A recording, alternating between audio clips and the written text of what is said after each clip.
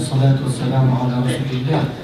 ወንድሞቼና እህቶቼ السلام عليكم ورحمة الله وبركاته وعليكم السلام ورحمة الله وبركاته السلام عليكم ማለት ሰላም በእናንተ ላይ ይውረድ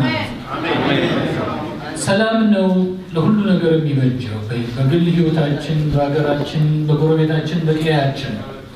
እና ሰላም የነሱንን አላህ ያንሳል አሜን በተለይ በአሁኑ ሰዓት ሰላም የነሳን ስርዓት አለ አላህ ያንሳል አሜን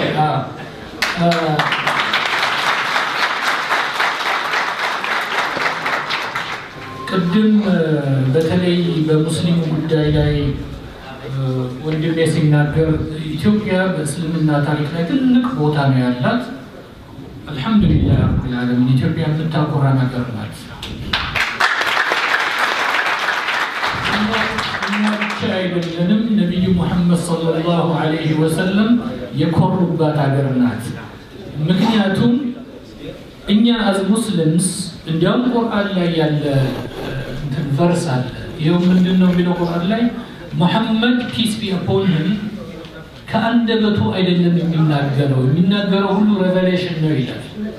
ይሄንን እናምናለን وما ينطق عن الهوى إن هو وحي يوحى ይሄ ማለት ምን ማለት ነው ነብዩ መሐመድ ባልደረቦቻቸውን ቅድም ወንድሜ አህመድ ሲናገር ነበር ወደ ሀበሻ ሲልኳቸው ከዛ ከጭቆና እንዲወጡ اذهبوا الى الحبشه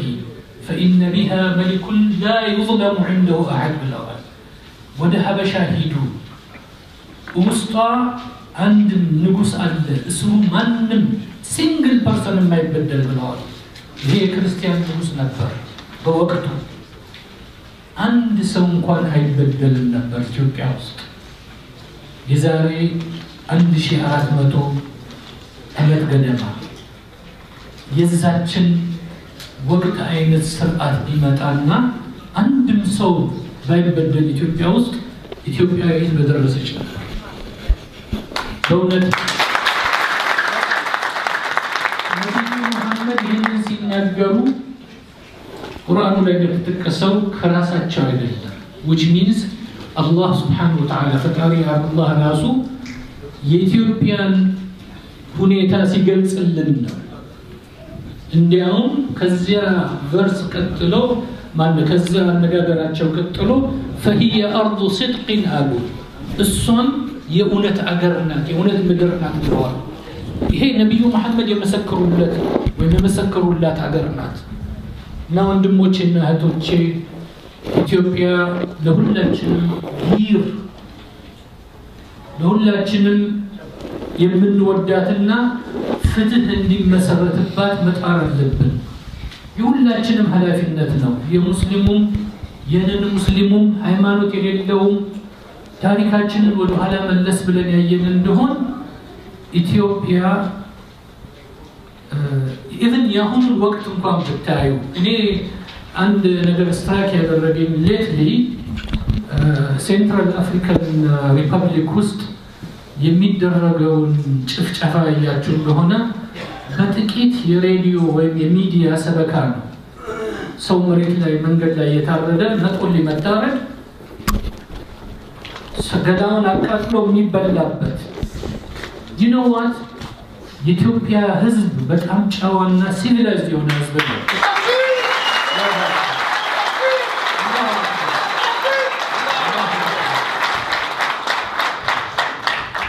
ኢቲቪ ወይ የኢትዮጵያ ሚዲያ ወይ የሀደግ ወይ ቲፒኤልኤፍ እንደበለው የሚያደርጉት ፕሮፓጋንዳ እንደዚህ አይነት ሁኔታ ለመፍጠር ነበር ግን ይህ ብልህ ህዝብ አዋቂ ህዝብ ይህንን አውቆ የለም ብሏቸዋል ዛሬ ከትላንት ጀምሮ የታሰሩት ወንድሞቻችን መሪዎቻችን ትላንትና አቡበከር ለ4 ሰዓት ገደማ ራሱን ፍርድ ቤት ቀርቦ ዲፌንድ ሲያደርግ ነበር የተናገረው ነገር በእውነት በጣም ጀግኖች የሆኑ ጀነሬሽን ተፈጥረዋል አንዱም ኦፍ ኮርስ አልহামዱሊላህ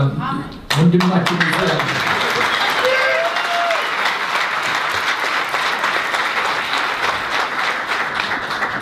አቡበከር ወደ 13 ጊዜ ገደማ ዳኞቹ ሊያቋርጡት ይፈልጉ ነበር ንግግሩን።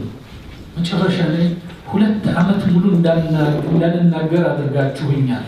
አሁን ግን አትከለክሉኝም ብሎ የደረሰበትን በደል ሁሉ መከራ ሁሉ ከእስር ቤት ጀምሮ ከማዕከላዊ ጀምሮ ሲናገር ነበር። ዛሬ ደግሞ በተራ ወንድማችን አህመድ ዲን ጀበል ቅድም ተጠቅሶ ነበር የምንገልበት ዓላማ ባይኖረንም የምንሞትለት ሃይማኖት አለን ብሎ ያለው ዛሬ ፍርድ ቤት ቀርቦ በአንድ ወቅት ሲናገር እስር ቤት ውስጥ 1 ሜትር በ1.25 ሜትር ሩም ውስጥ ከመጀመሪያው ቀን ጀምሮ ሲደበድቡኝ ነበር። በአንድ ወቅት ባለቤቱ መጣ ስትጠይቀው ልብሱን አውጥቶ ቁስሉን የተመታውን ስላሳያት ወዲያውኑ ዘጉትና እኛ እኮ ለቁስልህን እንደታሳይ አይደለም ብንፈልግ እኮ አሁንማ ሰልችቶናል እናንተ ወደ እስር ቤት ወደ ፍርድ ቤት ማመላለስ እዚሁ ገለነህ ሬሳ ነው እንቀብረዋል። እንደዚህ ያሉ ጨካኝ ሰዎች ናቸው በአሁኑ ሰዓት ሙስሊሙንም ነን ሙስሊሙንም እንደ እንስሳ እንደ ሰው እንኳን አይቆጥረው የሚያሰቃዩት። በነገራችን ላይ ቁጭ የዛ ወደ እናንተ ስመለከት ብዙ ሴቶች አላየሁም፣ ብዙ እህቶች እህቶቻችን ቅስቀሳ ማድረግ ይኖርብናል። ኢትዮጵያ ውስጥ ሙስሊም እህቶቻችን ናቸው ይህን ትግል የጀመሩት። እህቶች በየመንገዱ ሒጃብ ስላደረጉ እየተገረፉ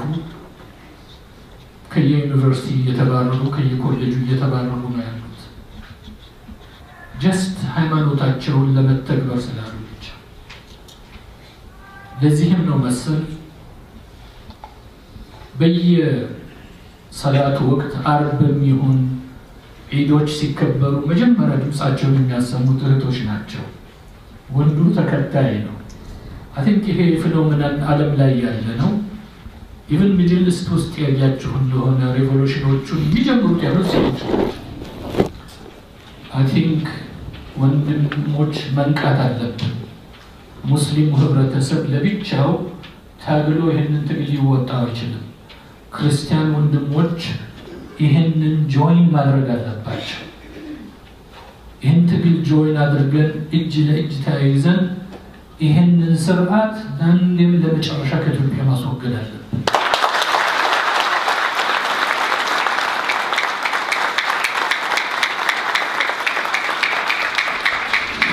ስለዚህ ሰዓት ሲወራ በቅርቡ አንድ የፖለቲካልና የዛኛ ያለንበት አካባቢ ዋሽንግተን መጡና ጋበዝናቸው።